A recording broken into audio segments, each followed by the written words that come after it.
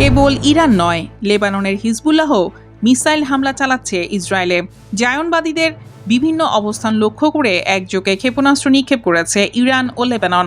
ইরানের আধা সরকারি সংবাদ সংস্থা তাসনিমে এই তথ্য জানানো হয়েছে। প্রতিবেদনে বলা হয়েছে, সমন্বিত এই হামলায় অধিকৃত এলাকায় অবস্থিত ইসরায়েলের বেশ কিছু সামরিক ও অবকাঠামোগত স্থাপনাকে নিশানা করা হয়। শুধু তাই নয়, দক্ষিণ লেবানন থেকে ইসরায়েলে ধারাবাহিকভাবে রকেট ছুটছে হিজবুল্লাহ।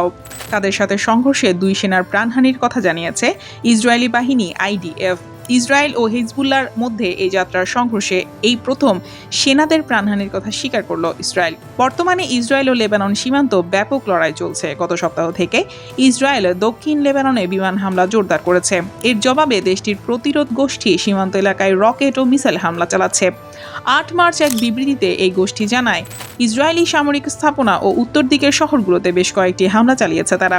বিবৃতি অনুসারে হামলার মূল টার্গেটগুলো ছিল হাইফা নৌঘাঁটি, মিসগাফ ও নাহারিয়া। এদিকে ইরানের সঙ্গে যুদ্ধ শুরুর পর থেকে ইসরায়েলের প্রাণহানি ও আহতের সংখ্যা আশঙ্কাজনকভাবে বাড়ছে। ইসরায়েলের স্বাস্থ্য মন্ত্রণালয়ের তথ্য মতে, যুদ্ধ শুরু হওয়ার পর এক সপ্তাহের বেশি সময়ে মোট 1929 জন আহত ব্যক্তিকে হাসপাতালে নেওয়া হয়েছে। তাদের মধ্যে 122 জন এখনও হাসপাতালে ভর্তি। এর মধ্যে 9 জনের অবস্থা গুরুতর। তবে অনেক পর্যবেক্ষকের ধারণা, ইসরায়েল প্রকৃত হতাহতের সংখ্যা গোপন করছে। বাস্তবে হতাহত অনেক বেশি। অন্যদিকে ইরানের ইসলামী বিপ্লবী গার্ড বাহিনী IRGC জানিয়েছে, ধারাবাহিক হামলার অংশ হিসেবে তারা ইসরায়েলের বেয়ারশেবা ও তেল আবিব শহর এবং জর্ডানের একটি বিমান ঘাঁটিতে ভয়াবহ ক্ষেপণাস্ত্র হামলা চালিয়েছে।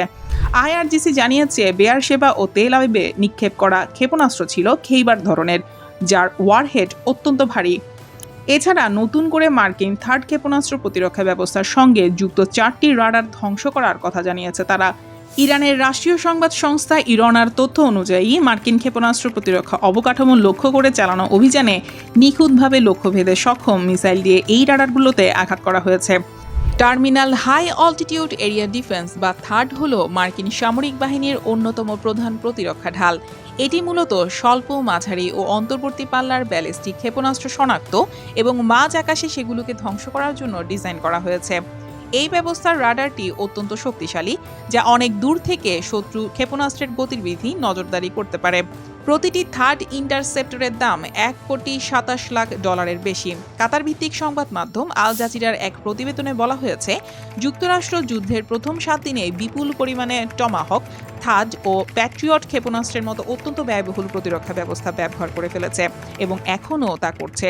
এর মধ্যে আজ IRGC 4টি থার্ড ক্ষেপণাস্ত্র প্রতিরক্ষা ব্যবস্থা ধ্বংসের দাবি করেছে। ফলে এই যুদ্ধে যুক্তরাষ্ট্রের বর্তমান ব্যয় প্রতিদিন গড়ে $100 কোটি বা $1 বিলিয়ন ছাড়িয়ে গেছে বলে ধারণা করা হচ্ছে।